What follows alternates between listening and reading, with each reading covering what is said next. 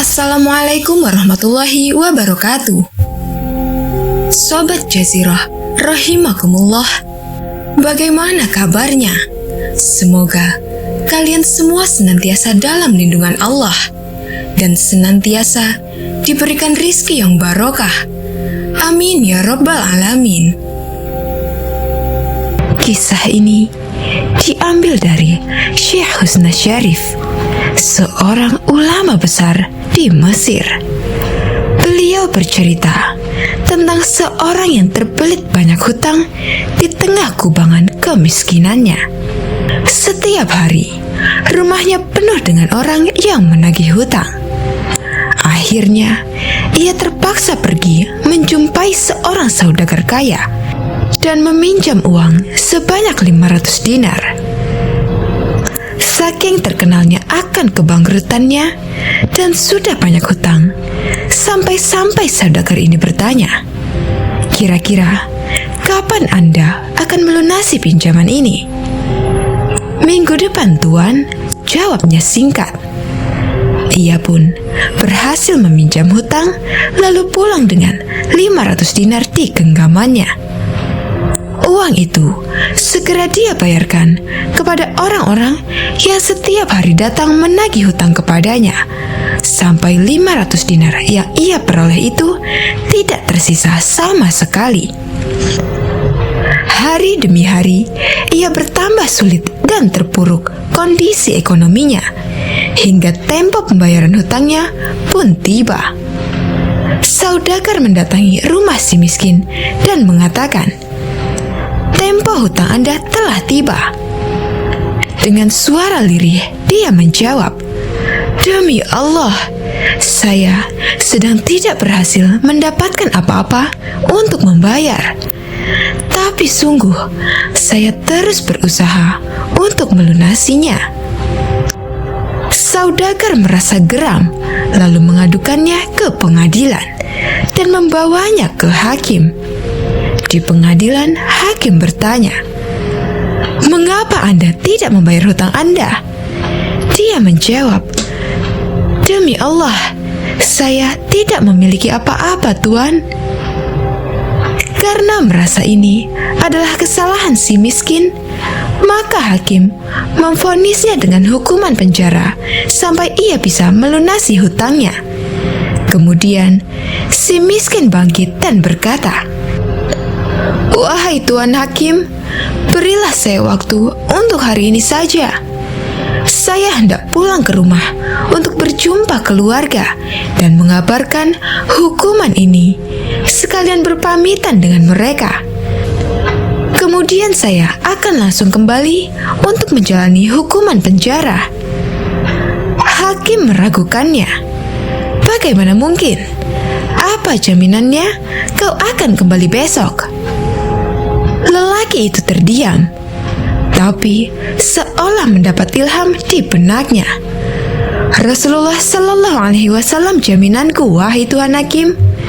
Bersaksilah untukku, jika besok aku tidak kembali, maka aku bukanlah termasuk umat Rasulullah Shallallahu Alaihi Wasallam." Sang hakim tersentak diam. Ia sadar betapa bahayanya jaminan itu jika si miskin bohong. Hakim berpikir sejenak, lalu memilih untuk percaya demi Rasulullah Sallallahu Alaihi Wasallam. Hukuman pun ditunda sampai besok. Sesampainya di rumah, si miskin mengabarkan kondisinya kepada istrinya bahwa esok akan dipenjara. Istrinya bertanya, "Kenapa sekarang engkau bisa bebas?" "Aku menaruh nama Rasulullah Sallallahu Alaihi Wasallam sebagai jaminanku," jawab si miskin. Air hangat menetes dari mata istrinya seraya berkata pada suaminya, "Jika nama Rasulullah Sallallahu Alaihi Wasallam yang menjadi jaminan, jika nama Rasulullah Sallallahu Alaihi Wasallam yang menjadi jaminan bagimu, maka mari kita bersolawat." Dan mereka pun bersolawat kepada Rasulullah Sallallahu Alaihi Wasallam dengan rasa cinta dan ketulusan yang mendalam, hingga mereka pun tertidur. Tiba-tiba, dalam tidurnya mereka bermimpi melihat Rasulullah Shallallahu Alaihi Wasallam. Beliau memanggil nama si miskin seraya berkata, "Hai Fulan, jika telah terbit fajar, pergilah ke tempat alim Fulan. Sampaikan salamku padanya dan mintalah supaya ia menyelesaikan hutang piutangmu. Jika alim itu tidak percaya, maka sampaikan 2 bukti ini. Pertama, katakan padanya bahwa di malam pertama ia sudah membaca salawat untukku 1000 kali, dan di malam terakhir dia telah ragu dalam jumlah bilangan salawat yang dibacanya. Sampaikan padanya bahwa ia telah menyempurnakan salawatnya." Seketika, si miskin terbangun dan terkejut. Tanpa ragu, setelah subuh, ia pergi menuju rumah sang alim dan berjumpa dengannya. Tanpa buang waktu, si miskin menyampaikan mimpinya. "Wahai Tuan, Rasulullah Shallallahu Alaihi Wasallam telah menitipkan salam untukmu dan meminta agar engkau sudi menyelesaikan hutang piutangku."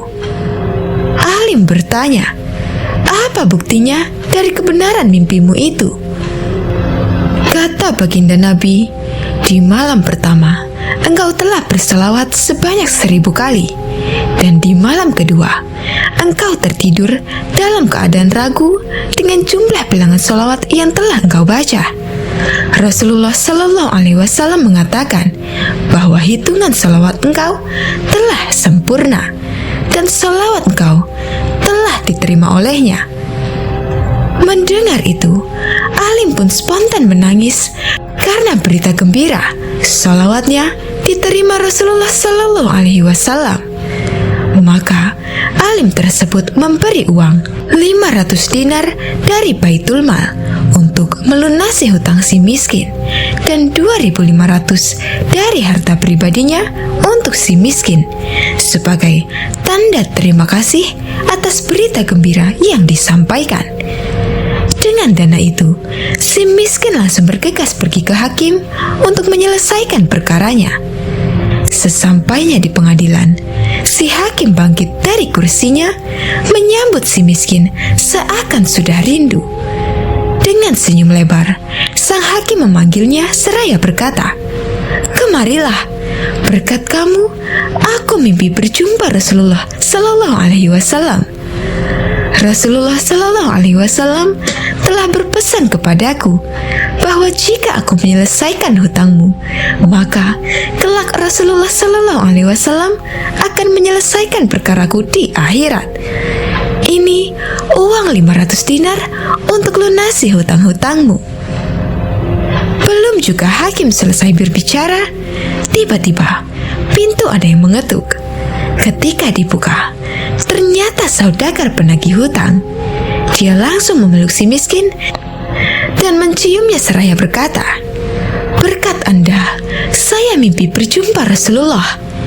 Beliau berkata kepadaku, jika aku merelakan hutangmu, maka kelak di hari kiamat Rasulullah Shallallahu Alaihi Wasallam akan merelakan segala tanggunganku. Dan ini uang 500 dinar hadiah untuk Anda dan hutangmu lunas." Sesungguhnya Allah dan para malaikatnya berselawat kepada Nabi Muhammad Sallallahu Alaihi Wasallam. Maka, wahai orang-orang yang beriman, bersolawatlah kamu kepadanya, serta ucapkanlah salam sejahtera dengan penghormatan yang sepenuhnya. Al-Quran Surah Al-Ahzab ayat 56. Semoga kisah tersebut menambahkan kecintaan kita kepada Nabi Muhammad Sallallahu Alaihi Wasallam sebagai kekasih dan Rasul Allah Subhanahu wa Ta'ala. Semoga kita senantiasa selalu diakui sebagai umatnya dan pantas mendapat berkah dan syafaatnya. Amin ya Rabbal Alamin.